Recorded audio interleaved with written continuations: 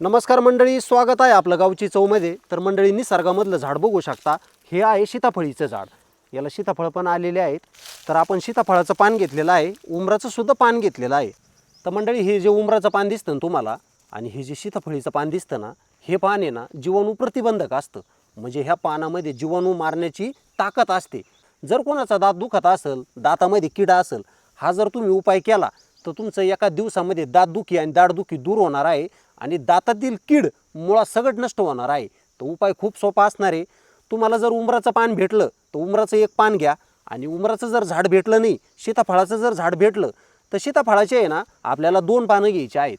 तर चला, आपण घेतलेलं आहे उमराचं एक पान, आणि हा घेणार आहोत चुना. आता चुना तर तुम्हाला सर्वांनाच माहीत असेल, दुकानामध्ये 50 पैशाला ही चुना पुडी भेटते. तर ह्या चुन्यामध्ये ना प्रचंड असं कॅल्शियम असतं, जे आपल्या शरीरासाठी आणि दातासाठी खूप महत्त्वाचं असतं. मंडळी, जे आपले दात आहेत ना, दात ते फक्त कॅल्शियमवर आधारित आहेत बरं का. आणि दाताला कॅल्शियम कुठून भेटतं? आपल्या शरीरामधून आपल्या दाताला कॅल्शियम भेटतं. उपाय खूप सोपा असणार आहे. उमराचं पान किंवा सीताफळीचं पान तुम्ही मिक्सरला बारीक करून घेऊ शकता. आपल्याला चुना याच्यामध्ये नेमकं किती टाकायचं आहे हे बघू शकता. ज्वारी, बाजरी, हरभरा ह्या साईजचा आपल्याला चुना घ्यायचा आहे. हे बघा, एवढा एवढा चुना आहे ना, खूप होईल. आता याला एकत्र करून घ्यायचं आहे आपल्याला. चुना आणि उमराचं पान छान असं एकत्र करायचं आहे, मिक्स करायचं आहे आपल्याला.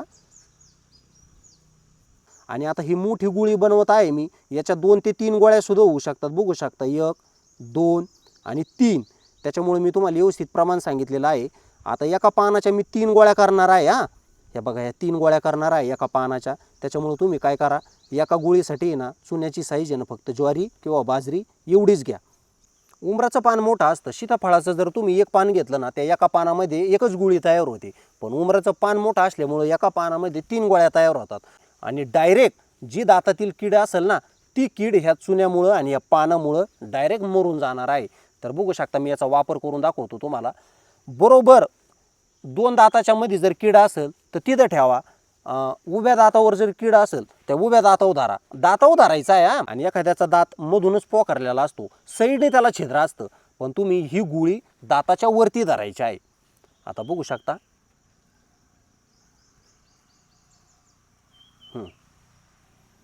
अर्धा तास 15 मिनटं जो आपल्याला थुंका येणार आहे, लाळ येणार आहे ना, ती आपल्याला अशी खाली गाळायची आहे. सुरुवातीला काय करायचं असतं, निसर्गामधले उपाय करायचे असतात. पण आजचा व्हिडिओ भरपूर जणांना शेअर करायचा आहे, त्यांचा भरपूर असा फायदा होणारच आहे. सीताफळीचं पान घ्या किंवा उंबराचं पान घ्या आणि याचा वापर करून आपल्या दातातील कीड मुळापासून संपवा.